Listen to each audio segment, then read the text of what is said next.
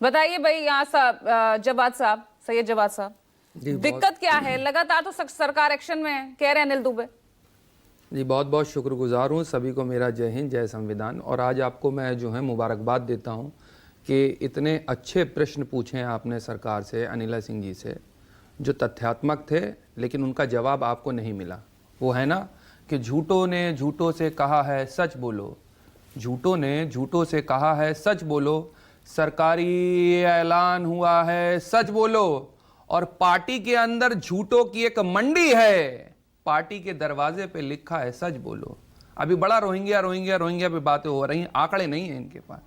जैसी इनके पास आंकड़े नहीं है वैसी सरकार भी इनकी झूठी है। झूठ पे, बेईमानी पर, मक्कारी पर सरकार चल रही है। अब उदाहरण के तौर पे आपको एक बात बताऊं, कितना बजट दिया आपने? कितना बजट है जो आप बनवाएंगे डिटेंशन सेंटर? कोई बजट जो है वो एलोकेट करा है उत्तर प्रदेश सरकार ने? नहीं है। ये झूठ है। ये जो अभी बात कही समाजवादी पार्टी के प्रवक्ता ने, वो बात बिल्कुल तथ्यात्मक तौर पर ठीक है कि मुद्दों से ध्यान भटकाने के लिए, देश के अंदर ध्रुवीकरण की राजनीति करने के लिए घुसपैठिए आते हैं, और जब चुनाव होकर के चला जाता है तो घुसपैठियों का मुद्दा भी चला जाता है। आपको याद होगा दिल्ली चुनाव का आपने जिक्र करा, महाराष्ट्र चुनाव में भी घुसपैठिए आ रहे थे, मध्य प्रदेश के अंदर भी घुसपैठिए आ रहे थे, उसके बाद अभी बिहार का चुनाव हो रहा था तब भी घुसपैठिए आ रहे थे। जैसी चुनाव खत्म होता घुसपैठिए चले जाते, उनका मुद्दा भी चला जाता। दर हकीकत यह है कि जो आज मुल्क के अंदर बेरोजगारी भयंकर है, उनके मुद्दों पे बात ना हो जाए।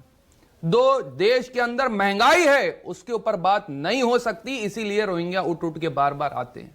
रुपया कहां पहुंच गया है, उन मुद्दों पे चर्चा ना हो, ध्यान भटकाने के लिए आते हैं। और राहुल गांधी साहब ने कहा है, ये बड़े जो हैं वो नोटोरियस टाइप के लोग हैं। ये एक होता नहीं है कि जादू इधर से दिखाता दूसरा पॉकेट मार लेता, ये वो काम देश के साथ करा जा रहा है। देश की आवाम को जिस तौर से ठगा जा रहा है, बेहद अफसोसनाक है।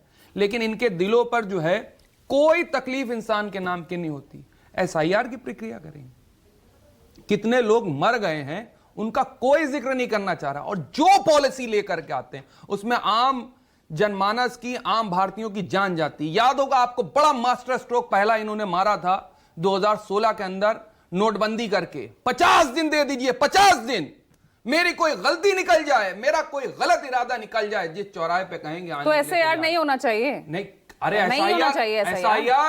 एसआईआर का आपको पैमाना तय करना पड़ेगा। जो प्रोसेस है वो ठीक नहीं है, लोगों की जान जा रही है।